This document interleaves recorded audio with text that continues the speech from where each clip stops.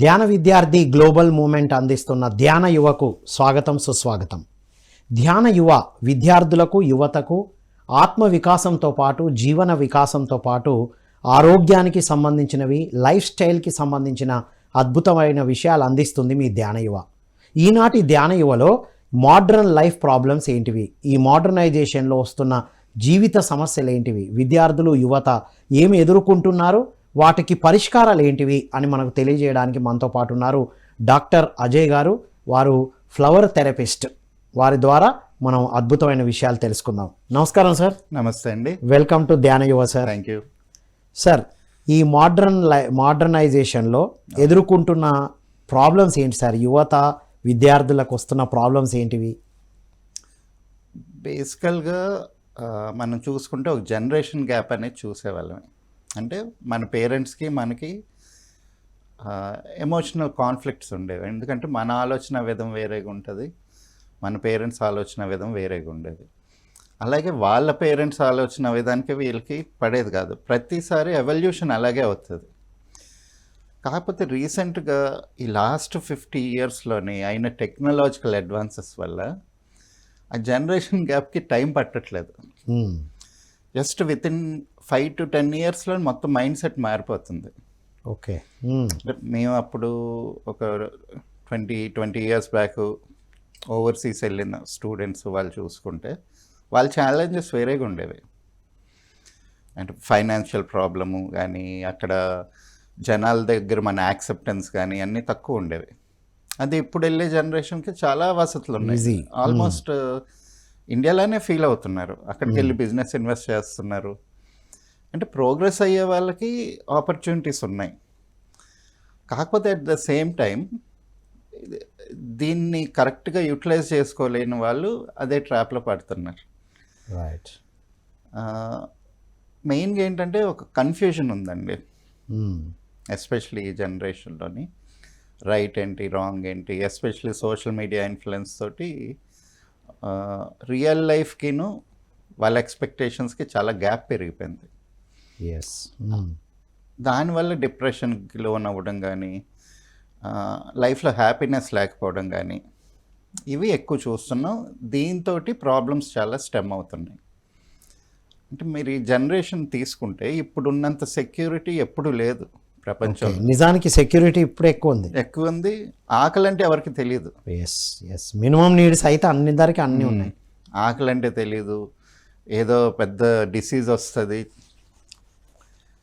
చిన్నప్పుడు అమ్మవారు అవన్నీ వచ్చేవి ఇంతకుముందు. ఎప్పుడు ఉంటామో లైఫ్ ఎక్స్పెక్టెన్సీ కూడా తెలిసేది కాదు. ఇంత ఆప్షన్స్ ఉండేవి కాదు. కానీ జనాలు హ్యాపీగా ఉండేవాళ్ళు రిలేటివ్గా చెప్పాలంటే. కానీ ఈ జనరేషన్లో చూసుకుంటే అన్నీ ఉన్నాయి చుట్టూ. ఆకలి తెలియదు, కష్టాలు తెలియదు, కానీ ఎవరు ఎమోషనల్గా హ్యాపీగా లేరు. చాయిసెస్, టూ మెనీ చాయిసెస్ అవ్వడం కూడా ఇబ్బంది. మెయిన్ కాదండి, ప్రాబ్లం ఏంటంటే వీళ్ళకి రియల్ లైఫ్ ఎట్లుంటుంది, కష్టాలు ఏంటి అనేది తెలియకపోవడం వల్ల వాళ్ళకున్న దీంట్లోనే ఈ ఆపర్చునిటీని యూటిలైజ్ చేసుకోలేక ఎమోషనల్గా, ఫిజికల్గా, ఎమోషనల్ హెల్త్ డైరెక్ట్గా మెంటల్ హెల్త్ని డిస్టర్బ్ చేస్తుంది. రైట్. ఇంకొకటి వచ్చేసరికి మెయిన్గా ఫిజికల్ హెల్త్ బాగా ఉండకపోవడానికి ఇప్పుడు మనం తినే ఆహారం చాలా ఇంపార్టెంట్ అండి. ఎందుకంటే మనకి ఫుడ్ అంతా మెల్లిమెల్లిగా స్టెప్ బై స్టెప్ ఇండస్ట్రియలైజ్ అయిపోతుంది. ఓకే. మనం తినే ఫుడ్ అంతా కూడా ఒక ఇండస్ట్రీ నుంచి వచ్చింది, ఎప్పటికీ హెల్దీ ఫుడ్ కాలేదు. రైట్. ఇప్పుడు ఏంటి, ఆ మధ్య అంతా మనకి ఒక 20 years బ్యాక్ నుంచి ఎగ్ తినండి, చికెన్ తినండి, మంచి ప్రోటీన్ అని చెప్పి చాలా పుష్ చేశారు. కాకపోతే అది it's no longer a natural product కదా. Poultry is an industry. అది. సో వాళ్ళ దాంట్లో వాడే అమౌంట్ ఆఫ్ అంటే మనకి యాంటీబయాటిక్స్, ఆ కోడిల్కి డిసీజ్ రాకుండా ఉండడానికి హ్యూమన్ డోస్ కన్నా ఒక 100 times ఎక్కువ వాడతారు. సో అంత యాంటీబయాటిక్స్ మనం కన్జ్యూమ్ చేస్తున్నట్టే కదా, ఎగ్స్ తీసుకున్నా, ఇది తీసుకున్నా. అలాగే మిల్క్ ఉంది.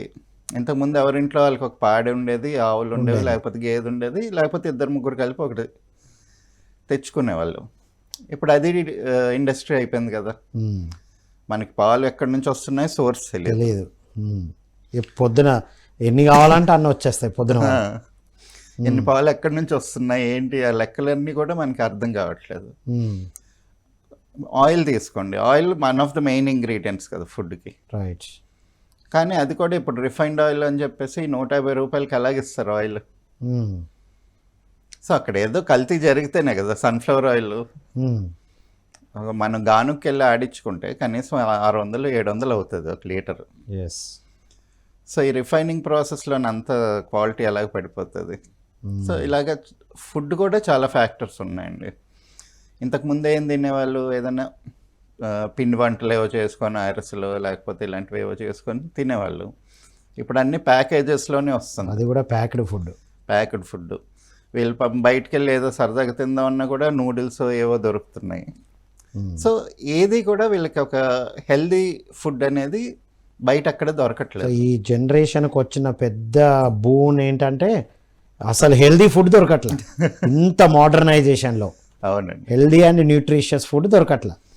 సో దొరకట్లేదు. కానీ వీళ్ళకి యూట్యూబ్లో వాటిలోని బోల్డ్ వీడియోస్ వస్తాయి. ఇది తినండి మంచిది, ఇది తింటే ఇది వస్తుంది, ఇది తింటే బ్రెయిన్ షార్ప్ అయిపోతుంది, ఇది తింటే కండలు వచ్చేస్తాయి, ఏవేవో చెప్తుంటారు. అది వీళ్ళు నిజం అనుకుంటున్నారు. ఇప్పుడు అంతా డిపెండెన్సీ అంతా దాని మీద పెరిగింది. అదే కదా. ఇప్పుడు అందులో ఒక వాళ్ళ దృక్పథం పైనే ఆధారపడి చెప్తున్నారు అనేది ఇప్పుడు అర్థం చేసుకోవాలంటారు నేటి యువత. బేసికల్గా ఏంటంటే ఒక లాజికల్ థింకింగ్ అవసరం అండి. రైట్. సో ఇప్పుడు ఎవరో ఏదో చెప్పారు ఇది తినండి ఇది మంచిదని, అది నిజమా కాదా అని రీసెర్చ్ చేసుకోవాలి. అంత ఓపిక ఎవరికి ఉండట్లేదు. రైట్. సో సోషల్ మీడియాలో వచ్చిందల్లా నిజం అనుకుంటున్నారు. వీళ్ళు చెప్పారు కదా అది నిజమే అయ్యి ఉండొచ్చు అని. ఎస్. కానీ మనం లాజికల్గా ఆలోచిస్తే మన పూర్వీకులకి ఉన్న హెల్త్ కానీ ఫిట్నెస్ కానీ ఈ జనరేషన్లో లేదు. మొన్న రీసెంట్గా ఒక సర్వే కండక్ట్ చేస్తే ఒక 50 years బ్యాక్ జనరేషన్కి ఇప్పటికీ ఆ గ్రిప్ స్ట్రెంత్ అంటాం కదా, గ్రిప్ స్ట్రెంత్ అంటాం అంటే ఎంత వెయిట్, హోల్డింగ్ కెపాసిటీ, ఎంత పట్టుకోగలం, ఎంత వెయిట్ ఎంతసేపు క్యారీ చేయగలం అనేది. అది జనరేషన్ వైజ్ ఒక 30% డ్రాప్ అయిపోయింది. 30% విత్ 20 yearsలో హోల్డ్ చేసే కెపాసిటీ తగ్గిపోయింది. అంటే వీళ్ళకి నరాల్లోని మజిల్స్లోని అంత స్ట్రెంగ్త్ లేదు. ఇప్పుడు ఏంటంటే పిల్లలు ఇంతకుముందు చాలా ఆడేవాళ్ళు కదా, ఎండలో పడి క్రికెట్ కానీ అదని ఇదని ఏదో ఒకటి, అసలు ప్రశాంతంగా ఖాళీగా కూర్చోవడం వచ్చేది కాదు. కానీ ఈ జనరేషన్ అంతా మనకి ఫోన్ల మీదే ఉంటున్నారు. ఓన్లీ ఫోన్లు చూడడం మీదే ఎక్కువ ఉంది, స్క్రీన్ టైం ఎక్కువ ఉంది అంతే. ఇప్పుడు వీళ్ళు ఆటలు ఏదైనా ఆడాలంటే వాళ్ళని స్పెషల్గా క్లాసెస్ జాయిన్ చేసి వాళ్ళ పేరెంట్స్ మళ్ళీ అదొక పనిలాగా పెట్టుకొని క్రికెట్ కోచింగ్కో టెన్నిస్ కోచింగ్కో తీసుకెళ్తే తప్పితే వీళ్ళు ఆడట్లేదు. రైట్. అంటే ఒక 4-5 పిల్లలు కలిసి ఏదో కన్స్ట్రక్టివ్ యాక్టివిటీయో డిస్ట్రక్టివ్ యాక్టివిటీయో it doesn't matter, but activity ఉండాలి కదా. ఏదో ఒక లెర్నింగ్ అయితే ఉండేది, వాళ్ళకి ఇంటరాక్షన్ ఉండేది. They use to learn a lot of things. ఇప్పుడు అక్కడ వాళ్ళకి సోర్స్ ఆఫ్ విజ్డమ్ అంతా కూడా పియర్ గ్రూప్ అంతా కూడా సోషల్ మీడియా నుంచే వస్తుంది. ఎస్, ఇది మెయిన్. మరి ఇప్పుడు ఇంత జరుగుతున్న దాంట్లో నేటి యువత విద్యార్థులు ఎలా వాళ్ళని వాళ్ళు ప్రొటెక్ట్ చేసుకునే విధంగా రైట్ ఫుడ్ తీసుకోవడం, రైట్ కంటెంట్ని కన్జ్యూమ్ చేయడం ఎలా సార్? మెయిన్గా అది పేరెంట్స్ మీద రెస్పాన్సిబిలిటీ ఉంటుందండి. ఇప్పుడు ఇవాళ రేపు పిల్లలకి డిసీజెస్తోని థైరాయిడ్తో వస్తారు. మేజర్గా థైరాయిడ్ పెరిగింది కదా, వాళ్ళు ఎక్స్ప్రెస్ చేయకపోవడం, వాళ్ళ ఎమోషన్స్ ఎక్స్ప్రెస్ చేయకపోవడం వల్లనే కదా సార్. విశుద్ధి చక్రంలోనే ఇంబ్యాలెన్స్ అండి. ఇప్పుడు విశుద్ధి చక్రం ఏంటి, మన స్పేస్ ఎలిమెంట్. స్పేస్ అనేది ఇన్ఫైనైట్. పిల్లలకు చూడండి ఇమాజినేషన్ చాలా వైల్డ్గా ఉండేది, ఇప్పుడు లేదు. ఇప్పుడు స్క్రీన్ మీద పడి వాళ్ళు అంటే హైజాక్ అయిపోయింది కదా బ్రెయిన్. సో వాళ్ళ ఇమాజినేషన్ లిమిట్ అయిపోతుంది. అంటే ఇప్పుడు సముద్రం విశాలమైందే, కానీ అక్కడ సుడిగుండం వస్తే చూడండి పడవ అక్కడే తిరుగుతుంది. సో మన ఇన్ఫైనైట్ స్పేస్లో కూడా ఒక సుడిగుండం వలయంలాగా ఏర్పడి అవే ఆలోచనలు తిరుగుతాయి, ఒక ఎక్స్ప్రెషన్ రాదు, ఒక మాట రాదు. బట్ మెయిన్గా ఆడపిల్లల్లోనే ఎస్పెషల్లీ చిన్నపిల్లల్లో థైరాయిడ్ రావడానికి ఏంటంటే వాళ్ళ యూట్రస్ హార్మోనల్ ఇంబ్యాలెన్స్ వల్ల థైరాయిడ్ ఇంబ్యాలెన్స్ వస్తుంది. సో వాళ్ళు తీసుకునే ఫుడ్ కరెక్ట్గా లేదు. ఓకే. అండ్ అది తీసుకున్న దాన్ని అరిగించుకోలేకపోతున్నారు. సో అదేమవుతుంది, ఇప్పుడు ఆ ఫ్యాట్ అంతా బర్న్ అవ్వలేదు అనుకోండి, యూట్రస్ దగ్గర పొట్ట దగ్గర డిపాజిట్ అయ్యి ఈ హార్మోనల్ ఇంబ్యాలెన్స్ని క్రియేట్ చేస్తుంది. That in turn is disturbing the thyroid gland అనమాట. సో మెయిన్ ఫుడ్ విషయంలో జాగ్రత్తగా ఉండాలి. ఇప్పుడు అలాంటి వాళ్ళు ఏ ఫుడ్ తీసుకోవాలి సార్?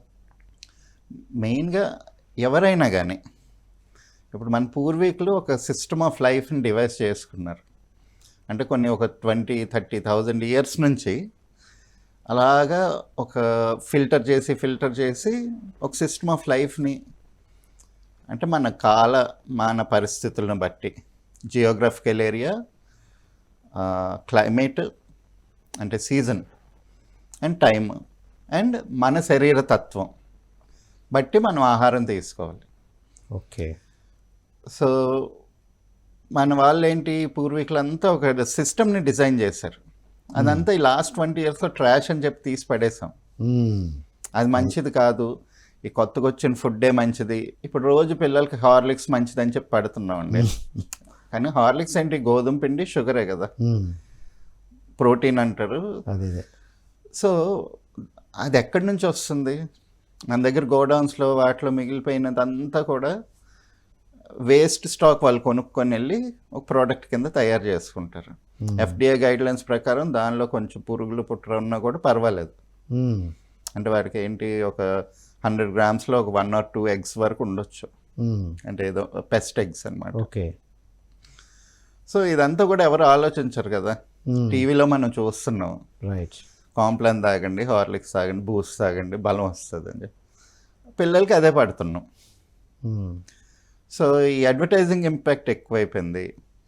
అండ్ పిల్లలకు కూడా అప్పుడు టీవీలో చూసారు, అదిగో నాకు పిజ్జా కావాలి, నాకు బర్గర్ కావాలి, కలర్ఫుల్గా యాడ్ ఇచ్చేటప్పటికి వాళ్ళు ఇన్ఫ్లుయెన్స్ అవుతున్నారు. కుర్కురే కావాలంటారు, చిప్స్ అంటారు. So they are all being influenced by to consume useless junk అనమాట. రైట్. సో అది తగ్గించడం పేరెంట్స్ బాధ్యత. రైట్. ఫస్ట్ బేసిక్ లెవెల్లో. ఎందుకంటే ఇప్పుడు పేరెంట్స్ కూడా చెప్తే వినడండి వాడు మా మాట అంటారు. మరి తల్లిదండ్రులుగా మీ ఫెయిల్ అయినట్టే కదా. అది స్టార్టింగ్ అలవాటు చేసిందే వాళ్ళు కదా. వాడు వినడు మాట అంటే పిల్లలు ఎవరు వినరండి. పిల్లలకి తెలియదు కదా. అది మనం వాళ్ళని పెంచి వాళ్ళని ఒక దారిలో పెట్టే బాధ్యత మంది కదా. సో అక్కడ పేరెంట్స్ కొంచెం స్ట్రాంగ్ ఉండాలి. అంటే మనకి వేదాల్లో పురాణాల్లో ఏం చెప్తారంటే, పిల్లల్ని 1 to 5 years వరకు ఒక రాజులా పెంచాలంట. ఆడిందాట పాడిందా పాట ఏం చేసినా కానీ అక్కడ ముద్దు చూస్తూ ఉండాలి అంతే. ముద్దు చేస్తాను తప్పితే కంట్రోల్ చేయడాలు ఉండవు. కానీ ఇమీడియట్గా ఎప్పుడైతే 5కి విద్యాభ్యాసం అయిన తర్వాత 5 to 14 years వరకు ఒక బానిసలానే ట్రీట్ చేయాలంట. స్ట్రిక్ట్గా పెంచాలి, స్ట్రిక్ట్గా చూడాలి. అక్కడ అంతా విద్యా బుద్ధులు అన్నీ నేర్పించాలి, పని చేయించాలి. ముందు పని చేస్తేనే కదా బలం వచ్చేది రేపు. అంటే ఇప్పుడు మనం ఎంత ప్యాంపర్ చేస్తే రేపు వాళ్ళు ఇండిపెండెంట్గా సొసైటీలో బతకడానికి అంత కష్టం అవుతుంది. వితౌట్ ఎనీ స్కిల్స్ లైఫ్ ఎలా లీడ్ చేయాలో తెలియనప్పుడు ఆబ్వియస్గా సఫర్ అవుతారు. సో అందుకని ఒక 5 to 14 years వరకు ఒక బానిసలానే పెంచాలంటారు. బానిస. ఓకే. తర్వాత 14 తర్వాత ఒక ఫ్రెండ్ లాగా డీల్ చేయాలి. 14 అబోవ్ నుంచి ఇక ఫ్రెండ్ లాగా ట్రీట్ చేయాలి. ఎందుకంటే అప్పటి వరకు జరగాల్సిందంతా maturity, body growth, brain growth జరిగింది. అప్పుడు దాకా వాళ్ళు కష్టపడ్డారు. అసలు ఏంటి కష్టం అంటే చూశారు. ఇప్పుడు రాముడు రాజు కొడుకే, జనకుడికి చాలా ఇష్టం. అంటే విరహంలోనే చనిపోయాడు కదా. అయినా సరే గురుకులానికి పంపాడు, రాక్షసులతో ఫైట్ చేయాల్సి వచ్చింది, పిల్లలైనా సరే. సో విద్యాబుద్ధులన్నీ నేర్చుకునేటప్పుడు రాజు లేదు, నార్మల్ వీడు లేదు. పిల్లలందరూ ఒక స్టేజ్ వరకు, స్కూల్ అయ్యేంత వరకు కష్టపడాల్సిందే, అన్నీ నేర్చుకోవాల్సిందే. That will prepare you for your life.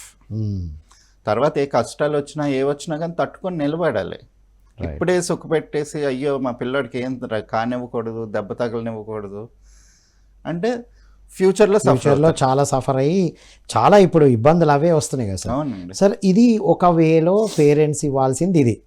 Sir ఇప్పుడు పేరెంట్స్ తర్వాత టీచర్స్ వాళ్ళ పాత్రను అక్కడ పెట్టేస్తే ఇప్పుడు యూత్ ఉన్నారు, వాళ్ళకైతే వాట్ ఈజ్ వాట్ అర్థమైంది కదా. అవునండి. వాళ్ళు ఇవన్నీ చూసి వాళ్ళ లైఫ్ స్టైల్ని లేదు ఈ మోడ్రన్ ఇష్యూస్ రాకుండా ఉండడానికి వాళ్ళు ఎలాంటి చాయిసెస్ తీసుకోవాలి సార్?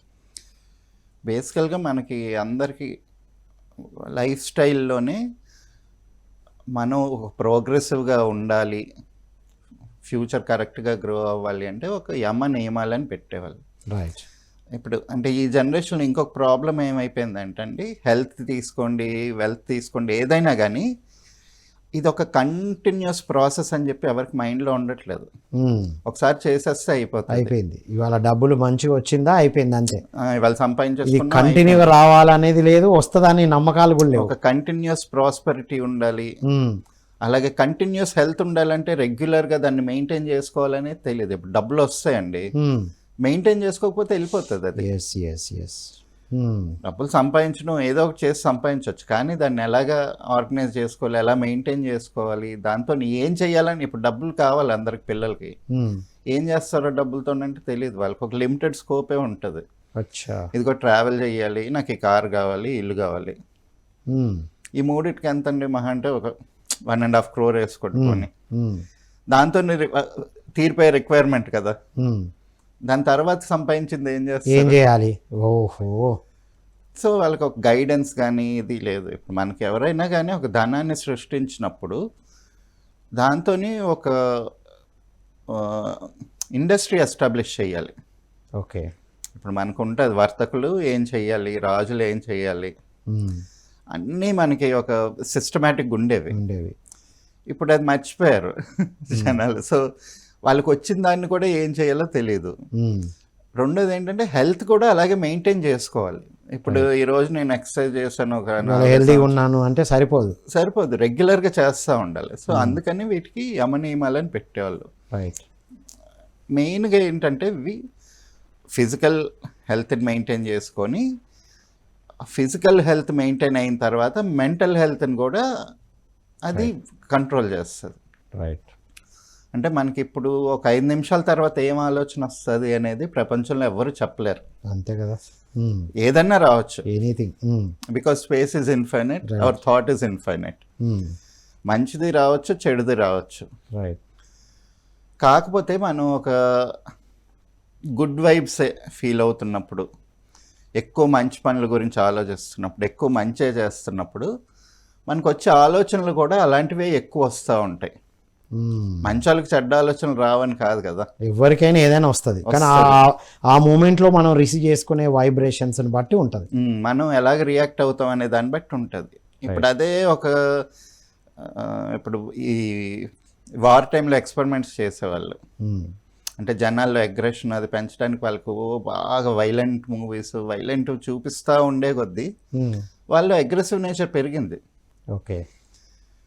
సో అదే కదా ఇప్పుడు పిల్లలు మనం ఏం చూస్తున్నాం, their consuming a lot of material. చాలా కళ్ళ ద్వారా చెవుల ద్వారా ఎక్కువ వెళ్తుంది. సో ఏం చూస్తున్నాం, ఏం ఎక్కువ ఫాలో అవుతున్నాం. ఇప్పుడు అంతా టీవీ పెట్టగానే ఏదర్ భయం, ఫస్ట్ మేజర్ పాలిటిక్స్ ఉంటుందండి, వాళ్ళు అలాగా ఇలాగా ఒక అబ్యూజ్ ఉంటుంది. రైట్. లేకపోతే తర్వాత ఇది ఈ సినిమాలు, ఈ డాన్స్లు ఇవే ఉంటున్నాయి. రైట్. ఇవే. Yes sir, exactly.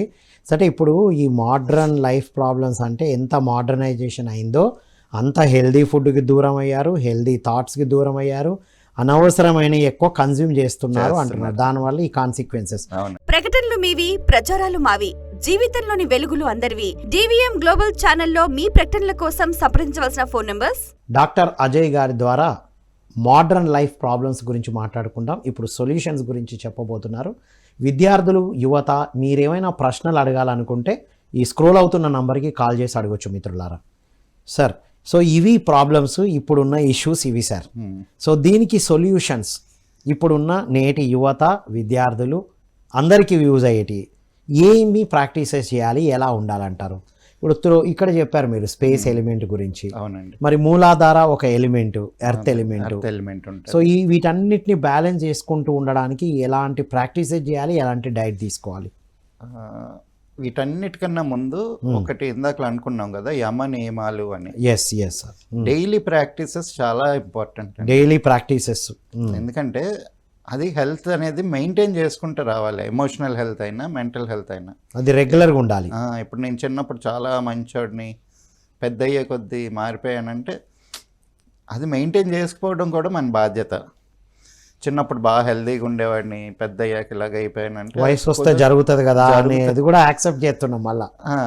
సో ఇప్పుడు మనం ధ్యానం చేసిన, మెడిటేషన్ చేసిన మార్చుకోవచ్చు అంత ప్రాణాయామాన్ని. కానీ దానికి ముందు యోగా చేసి, హఠ యోగా కానీ బాడీని ఫ్లెక్సిబుల్గా ఉంచుకొని మనం కనీసం 1 గంట సేపు ఫస్ట్ బాడీని ఒక సుఖాసనంలో కూర్చోబెట్టగలగాలి. అంటే ఒక పద్మాసనం కానీ, ఒక వజ్రాసనం కానీ, ఒళ్ళు నొప్పులు లేకుండా, తిమ్మిరులు పట్టకుండా కూర్చోగలగాలి, ఇబ్బంది లేకుండా కనీసం 1 గంట అన్న కూర్చోగలగాలి. అది ఎవరు పిల్లలు చేయలేకపోతున్నారు ఇవాళ రేపు. పద్మాసనం కూడా వేయలేకపోతున్నారు. అది చేయలేనప్పుడు ఇంకా మనకంటే ఫిజికల్ బాడీ స్టేబుల్గా లేకుండా మెంటల్ స్టెబిలిటీ అనేది రాదు.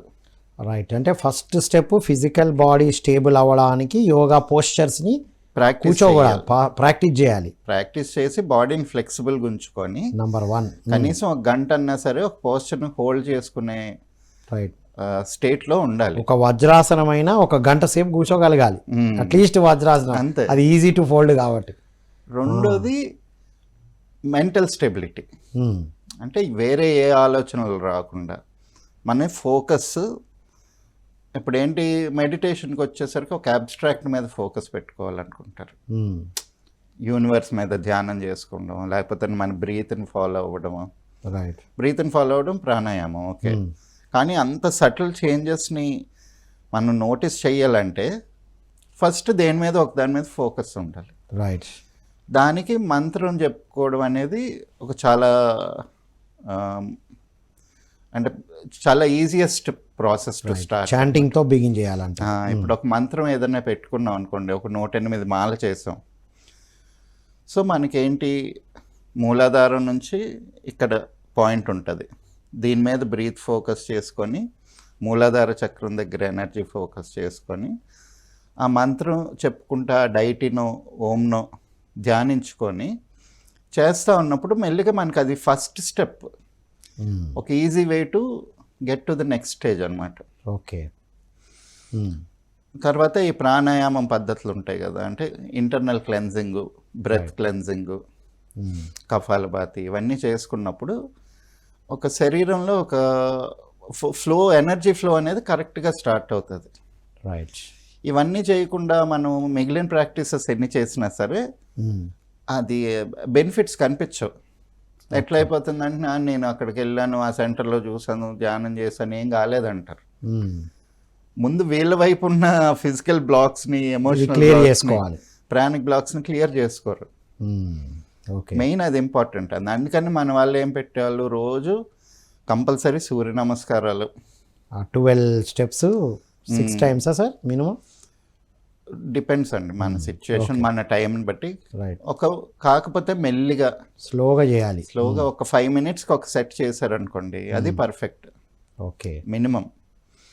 అంటే మన వాళ్ళు ఏంటంటే చాలా ఫాస్ట్గా చేస్తారు, అది బాడీ గ్రోత్. 7 minutesలోనే ఆ 12ని 5-6 times చేయమని చెప్తూ ఉంటారు. చేస్తారు. అదేంటంటే బాడీ బిల్డింగ్కి, స్ట్రెంగ్త్కి హెల్ప్ అవుతుంది, అంటే ఒక కసరత్ లాగా. ఓకే. కాకపోతే మనం ఒక పోస్చర్ని, బ్రీత్ని హోల్డ్ చేసుకోవాలంటే, ఇప్పుడు బ్రీతింగ్తో లింక్డ్ కదా. సో బ్రీత్ తీసుకొని ఒక 30 seconds బ్రీత్ హోల్డ్ చేసుకొని అప్పుడు నెక్స్ట్ పోస్చర్కి వచ్చామనుకోండి, అప్పుడు ఒక 5 to 6 minutes పడుతుంది. సో ఇది మజిల్ టోనింగ్ అవుతుంది, మజిల్ స్ట్రెంథనింగ్ అవుతుంది. దాంతో ఆ బ్రీత్ హోల్డింగ్ కూడా మనకి అలవాటు అవుతుంది అనమాట. శరీరంలో ప్రాణం అంతా కరెక్ట్గా సర్క్యులేట్ అవుతుంది స్లోగా చేసినప్పుడు. ఫాస్ట్గా చేయొచ్చు, అదేంటంటే బాడీ బిల్డింగ్కి, మజిల్ డెవలప్మెంట్, దాని అడ్వాంటేజెస్ వేరు, మళ్ళీ దానిది వేరు. సో ఇంటర్నల్ ప్రాణశక్తిని మెయింటైన్ చేయాలంటే మాత్రం స్లోగా చేయాలి. సో ఫస్ట్ బాడీని ఫ్లెక్సిబుల్గా చేసుకోవడానికి యోగా చేసి ఒక పోస్చర్లో కూర్చోగలగాలి. మెంటల్గా ఫోకస్ కోసం ఇవన్నీ ప్రాక్టీస్ చేసుకోవాలి. రైట్. నెక్స్ట్ చేసుకోవాలి. ఇంతకుముందు ఏం చేసేవాళ్ళు, కంపల్సరీగా సంధ్యావందనం ఉండేది పొద్దున్న సాయంత్రం టైంకి రైట్. మంత్రం చేసుకొని సంధ్యావందనం చేసేవాళ్ళు. అది ఎవరు చేయట్లేదు. రైట్. ఇంకా లేవడం హడావుడిగా లేచి వెళ్ళడమే సరిపోతుంది కదా. మెయిన్ ఏంటంటే ఇదంతా కూడా మనకి బాగున్నా బాగోకపోయినా ఏదైనా కానీ we have to be in tune with the universe, with the nature.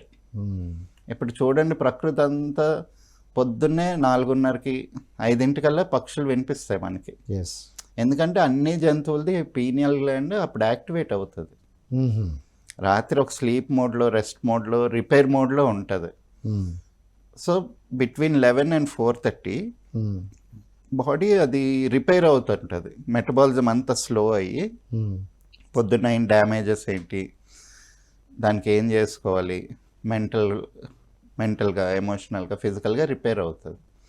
4:30 నుంచి యాక్టివేట్ అవుతుంది. యాక్టివేట్ అయిన తర్వాత ఏంటి, పొద్దున్న మోషన్ 5 o'clock కల్లా వస్తుంది. తర్వాత 7 కల్లా ఆకలేస్తుంది. సో దీన్ని మనం ఫాలో అవ్వాలి రిథమ్ని. కానీ మన వాళ్ళు పడుకోవడమే 2 గంటలకు పడుకుంటున్నారు. సో రాత్రి ఏంటి, డల్గా ఉండాల్సిన టైంలో వీళ్ళు యాక్టివిటీ చూపిస్తున్నారు. మార్నింగ్ లేగడం ఏమో 10:30కో ఏమో లెగుస్తారు.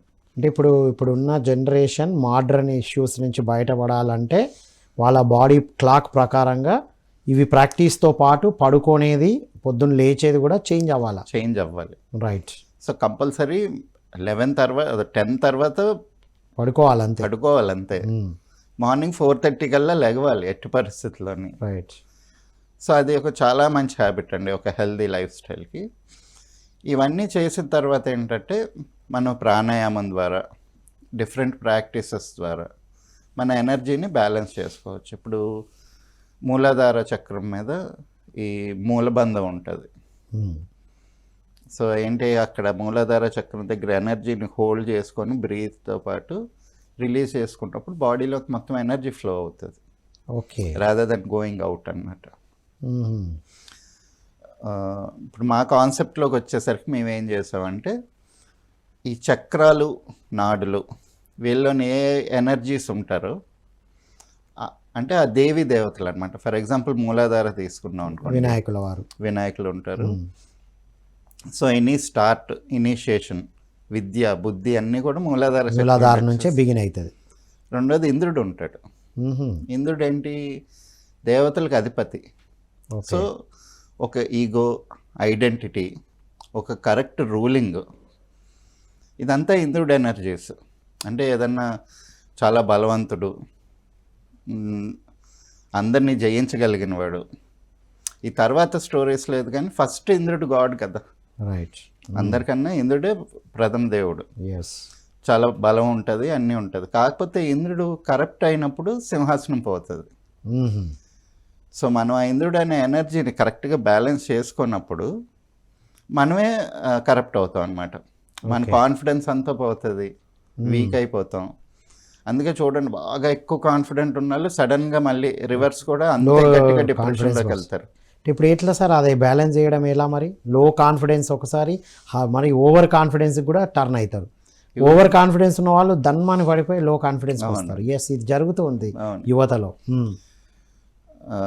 సో ఇంద్రుడికి సంబంధించిన వృక్షం ఏంటి అంటే దేవదారు వృక్షం, ఇంకొకటి నీలం కలువ. ఓకే. సో ఈ ఫ్లవర్స్ ఏవైతే ఉంటాయో బ్లూమ్ అయ్యే టైంలో మేము అవి కలెక్ట్ చేసి, ఎందుకంటే ఆ వృక్షం అదే కైండ్ ఆఫ్ ఎనర్జీని మన లోపల రెప్లికేట్ చేస్తుంది. ఓకే. సో అందుకని మేము ఫ్లవర్స్ని ఎంచుకొని దైవ వృక్షాల యొక్క పువ్వులతోటి ఆ ఎనర్జీకి సంబంధించి వారికి చక్రాలకు సంబంధించిన మెడిసిన్స్ తయారు చేస్తాం. ఓకే. ఈ మూలాధార చక్రంలో ఇంద్రుడిది మాట్లాడుకున్నాం కదా, ఈ ఎనర్జీ ఇంబ్యాలెన్స్ వచ్చినప్పుడు చాలామంది పిల్లల్లో చూడండి రెస్ట్లెస్నెస్ ఉంది. ఎక్కువసేపు ఉండలేరు. అంటే వినాయకుడు కరెక్ట్గా లేడు, ఇంద్రుడు కరెక్ట్గా లేడు. ఓకే. సో ఈ మెడిసిన్ వాళ్ళకి ఇచ్చినప్పుడు చాలా కామ్ అవుతున్నారు. ఆ అగ్రెసివ్ నేచరు, ఆ రెస్ట్లెస్నెస్ అన్నీ తగ్గి కొంచెం ఫోకస్ పెరుగుతుంది అనమాట. రైట్.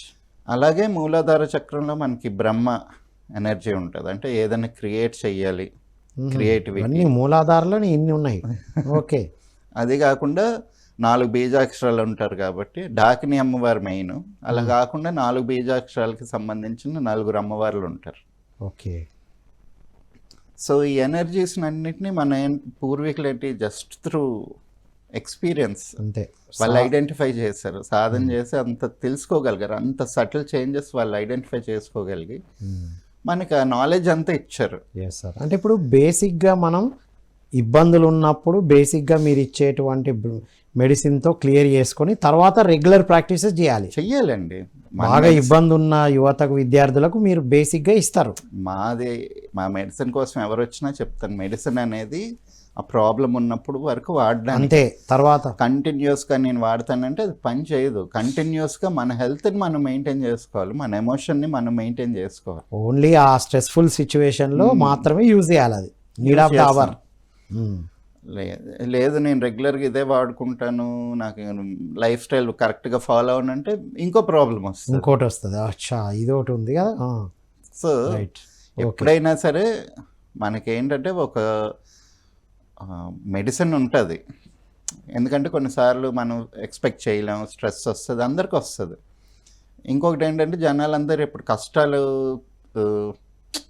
కష్టపడడానికి ఇష్టపడట్లేదు, అది యాక్సెప్ట్ చేయలేకపోతున్నారు. ఇలాగ ఏదైనా ప్రాబ్లం వచ్చిందంటే మెయిన్గా ఎక్కడ వచ్చిందంటే మనకి ఆ కర్మ సిద్ధాంతాన్ని అనేది మైండ్లోంచి తీసేసాం. ఇప్పుడు అదొకటి ఉంది అనేదే మర్చిపోయారంటారా? అంతే. ఇప్పుడు చిన్నప్పుడు ఎవరైనా చనిపోయినా ఏదైనా ఏమోలే వాడి కర్మ అనేవాళ్ళు. ఇప్పుడు అది ఎవరి నోట్లోంచి వినట్లేదు.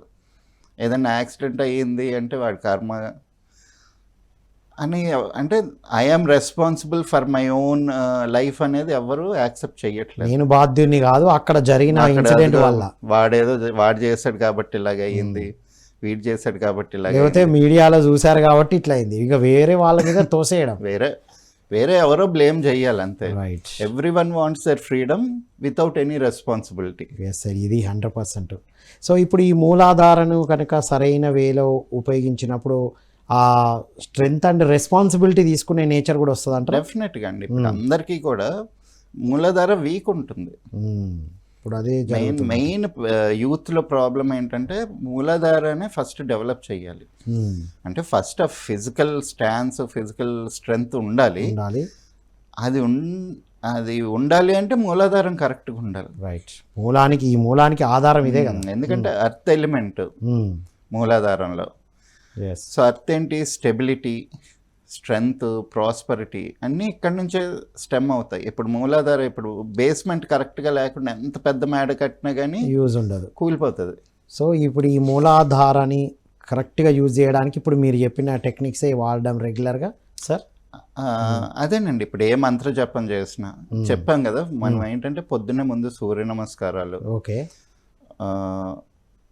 అండ్ మనం ఒక ట్రైనింగ్ ఫేజ్లో ఉన్నంత వరకు కొన్ని ప్రాక్టీసెస్ ఉంటాయి. పిల్లలు విద్యాభ్యాసం చేసినా లేకపోతే ఏదైనా కొత్తది నేర్చుకోవాలన్నా ఏదైనా చెయ్యాలన్నా సరే సాత్విక ఆహారం, బ్రహ్మచర్యం అండ్ బయట జనాలతోని ఇంటరాక్ట్ అవ్వకుండా ఉండడం. రైట్. అంటే సైలెన్స్, అంతర్మౌనం, బాహ్యమౌనం. సో ఏదన్నా కొత్త ప్రాక్టీస్ చెయ్యాలి, నేర్చుకోవాలి అనుకున్నప్పుడు ఇవి కంపల్సరీగా పాటించాలి. ఓకే. ఏ ఏజ్లోనైనా కానీ. బట్ ఎస్పెషల్లీ ఆ పిల్లలకి 5 to 14 years మధ్యలో ఈ 3 కంపల్సరీ పెట్టేవాళ్ళు. అవును. Yes sir. విద్యాభ్యాసం చేసేటప్పుడు కానీ. సో ఏంటంటే సాత్విక ఆహారం తీసుకున్నప్పుడే మన మైండ్ కూడా సాత్వికమైన ఆలోచనలు వస్తాయి. రైట్. మనం చేసే పనిని బట్టి మన ఆహారం ఉండేది, తామసికం, రాజసికం ఉండేది. ఇప్పుడు ఒక మోరీలో ఇవి క్లీన్ చేసే వాళ్ళు ఉంటారు, వాళ్ళు నేను సాత్విక ఆహారం తీసుకొని సాత్వికంగానే ఉంటానంటే వాళ్ళు చేయలేరు. ఓకే. వాళ్ళకి సజెస్టబులా మిగతా ఆహారం? వాళ్ళకి అది ఉండాలంటే అదొక మత్తును కలిగించేది, అంటే ఆ బాధని మర్చిపోయి లైఫ్ అలాగ బతికేసేటట్టు వాళ్ళకి అది ఉండాలి. ఇప్పుడు అదే ఆహారం తీసుకుంటా నేను సాత్వికంగా ఉంటానంటే అది పనిచేయదు. రైట్. ఆ వర్క్ చేయలేడు. ఇప్పుడు నేను ఒక మత్తులో ఉండి ఏదో రీసెర్చ్ చేస్తానంటే అవ్వదు, కుదరదు. ఇక్కడ ఉన్నట్టు ఉండదు. సరే, ఎవరి వర్క్ వేస్ అండ్ వ్యూస్ వల్ల ఆ ఫుడ్. సార్ చివరిగా మరి మన పిల్లలకి, మన యువతకి ఈ మూలాధార ప్లస్ ఇంకొకటి ముఖ్యమైన ప్రాబ్లం స్వాదిష్టాన, ఎమోషన్స్. సో చివరిగా దాని గురించి కూడా చెప్పండి సార్. ప్రాక్టీసెస్ అన్ని 1 by 1 ఉంటాయి. మూలాధార, స్వాదిష్టాన కూడా 2 ఇంటర్లింక్డ్ అండి, చాలా క్లోజ్ ఉంటాయి. ఎందుకంటే స్వాదిష్టాన మూలాధారాన్ని కంట్రోల్ చేస్తుంది, మూలాధార స్వాదిష్టానాన్ని కంట్రోల్ చేస్తుంది. ఓకే. కాకపోతే స్వ అధిష్టాన అనేది నా కంట్రోల్లో ఉండేది ఇలాగెప్పుడూ ఉండదు. లైఫ్ అనేది వాటర్ లాగా ఫ్లో అవుతుంటుంది. Yes, Swadhisthana water, yes, flow. So వాటర్ని మనం దోసెట్లో పట్టుకోవచ్చు, మాడ్యులేట్ చేయొచ్చు, కానీ గుప్పెట్లో పిడికిల్లో పట్టం.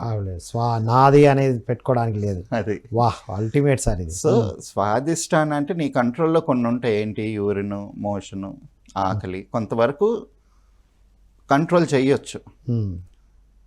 అంతకు మించి దాన్ని ఇచ్చేస్తే బ్రేక్ అవుతుంది. ఓకే. సో ఇప్పుడు ఎక్కువ యూరిన్ కానీ హోల్డ్ చేసి ఉండే వాళ్ళకి ప్రోస్టేట్ ప్రాబ్లం వస్తుంది తర్వాత. ఓకే. ఆ మొండితనం దీనివల్ల. అలాగే ఎమోషన్ గట్టిగా రిజిడిటీగా ఉండే వాళ్ళకి పైల్స్ లేకపోతే కాన్స్టిపేషన్ ప్రాబ్లం వస్తుంది వదిలిపెట్టలేక. రైట్. సో ఇలా డిఫరెంట్ ప్రాబ్లమ్స్ వస్తుంటాయి అన్నమాట. సో అందుకని స్వాదిష్టాన చక్రం చాలా ఇంపార్టెంట్. Right sir. స్వాదిష్టానకి మెయిన్ దేవుడు ఎవరంటే వరుణుడు. వచ్చా. ఇంద్రుడు, వరుణుడు. వరుణుడు ఏంటి? 1000 కళ్ళు ఉంటాయి, అన్నీ నోటీస్ చేసి అన్నీ రికార్డ్ చేసుకుంటుంటారు. అందుకనే వాటర్కి విశ్వమతి ఉంది అంటారు. విశ్వమతి. వావ్. సో ఇప్పుడు ఎవరికైనా దానం ఇచ్చామనుకోండి, నీళ్ళు, సో విల్లు పేపరు ఏం ఉండదు. అవును, వాటర్తో ఇలా అంటాం. నీళ్ళలోని మనం ఇదిగో నేను ఇది పలానాది ఇస్తున్నానని చెప్పి వాటర్లోకి మెసేజ్ ఇచ్చి వాళ్ళకి ఇస్తాం. సో అక్కడ మెసేజ్ స్టోర్ అయిపోతుంది. సో మన బాడీలో కూడా 70% వాటరే కదా.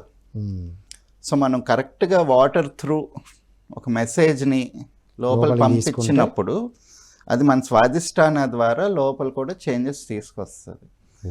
సో మూలాధారాన్ని మనం బలపరచాలంటే ముందు అక్కడ స్వాదిష్టానం నుంచి మెసేజ్ వెళ్ళాలి. వండర్ఫుల్. కాకపోతే మనకి అదే ఆ స్వాదిష్టానాన్ని, లైఫ్ని ఎలాగా ఫ్లో అవుతుంది, ఎలా కంట్రోల్ అవుతుంది అనేది తెలుసుకుంటే మనం దాని నుంచి దీన్ని కంట్రోల్ చేసుకోవడం ఈజీగా ఉంటుంది. సార్ ఇది అల్టిమేట్ టాపిక్ సార్. ఇది ఒక సిరీస్తో సరిపోదు, మనం కంటిన్యూగా రెగ్యులర్ సిరీస్ చేద్దాం సార్. చివరగా మన యువతకి మీరు ఇవ్వాలనుకుంటున్న మెసేజ్ ఏంటి సార్? మెయిన్గా ప్రాక్టీస్ మేక్స్ పర్ఫెక్ట్ అండి. హెల్త్ అనేది ఆర్ ఈవెన్ వెల్త్ కానీ ఏదైనా మన ఎమోషన్ కానీ it is something which has to be consistently maintained constantly. నేను ఒకసారి చేసి వదిలేస్తాను అయిపోవాలి అనుకోవడం తప్పు. రైట్. జీవితాంతం మెయింటైన్ చేసుకోవాలి. అలాంటప్పుడే మనం హెల్తీగా మనకు వచ్చిన బెనిఫిట్స్ అన్నింటినీ మనం ఎంజాయ్ చేయడానికి ఉంటుంది. Wonderful sir, ultimate message. Thank you so much sir. Thanks అండి. ఇదండి ఈనాటి ధ్యాన యువ. విన్నాం కదా, నేటి యువత, నేటి విద్యార్థులు ఈ మూలాధార చక్రాన్ని కనుక మీరు అద్భుతంగా కరెక్ట్గా సెటిల్ చేసుకోగలిగితే కనుక అద్భుతంగా ఉంటారు అనేది సార్ చెప్తున్నారు. సో దీనికి రెగ్యులర్ ప్రాక్టీస్. ఆరోగ్యం అనేది ఒక్కరోజు ప్రాక్టీస్ చేసేది కాదు, రెగ్యులర్గా ఉండాలి. ఇంత బయట ఇండస్ట్రియలైజేషన్ ఉన్నా సరే మనం ఆరోగ్యంగా ఉండొచ్చు అని చెప్తున్నారు వారు. సో ఇలాంటి అద్భుతమైన కార్యక్రమాలు కంటిన్యూ చేద్దాం మనం. ప్రాక్టీసెస్ కూడా ఇస్తారు వారు.